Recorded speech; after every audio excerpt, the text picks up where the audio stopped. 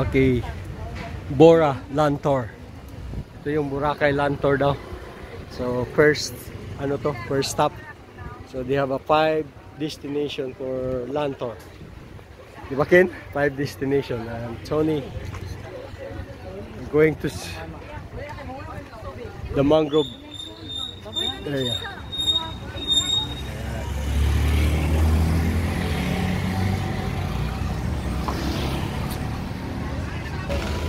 Parang dito mga hindi kasi ito taga Pilipinas, walang mangrove sa kanila eh. Ayan, walang mangrove sa kanila din. Mangga lang meron. Manlag tsaka grove. Walay. Oh. So ito yung unang stop point sa sa land tour. Mangrove. So ingat-ingatan natin yung ating kalikasan. Huwag magtapo ng basuri. Muntik Boracay. Ayan, ito yung mangrove. 70 years old na to. Joke lang ha.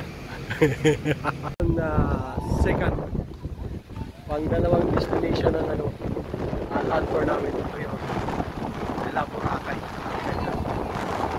Boracay. Dito yung kite surfing. Ito yung kite surfing. Gusto yung mag-kite surfing dito kayo. At hindi lang malalim ata yung tubig. Hindi naman malalim yung tubig. It's good.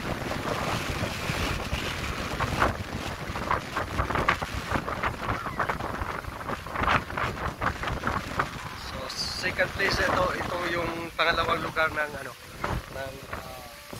land tour.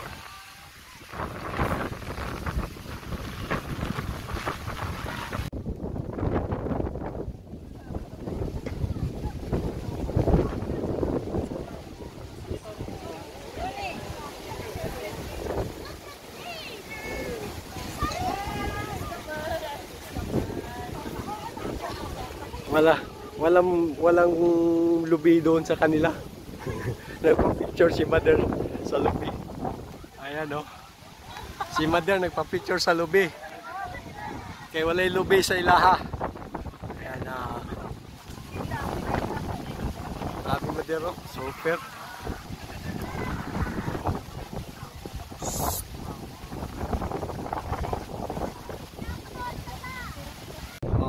Station 3, tinawag nilang Keyhole dito sa Boracay.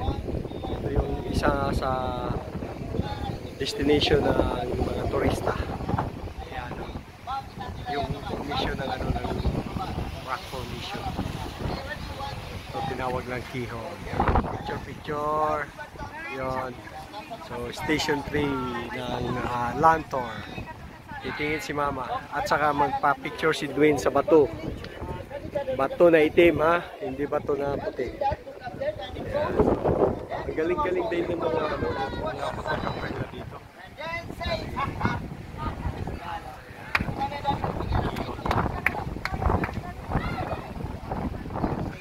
Hanggang dito lang tayo, hindi tayo makalapit for safety. Oh, dila ka kuya bityan ko kita ang kihon. Ito pa mo na to. Oo, meron din. At tupawan mo dito. Keyhole.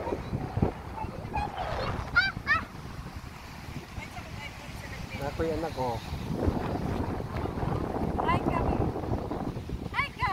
Say hi. Say something. Say something.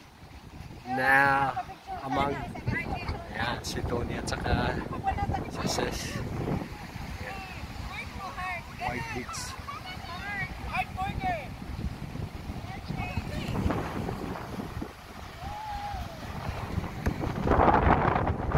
Ito na yung panglimang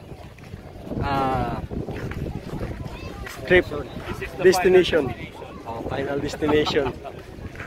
The final destination for Tony's land trip. And you need to drink tuba here, Tony. Tuba. Poca Beach, Boracay. Yes, they call it Poca. To cool down for Tony, to cool down. We need to cool down, Tony, yeah? Too warm. Too warm, so we need to ito yung Puka Beach. Dito yung surfing. No.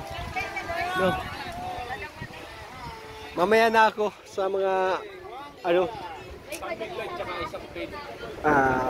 dito yung yung final tour sa land tour nila. Ito yung panglimang area. So yan Bora. Dito ata siguro yung mga surfing na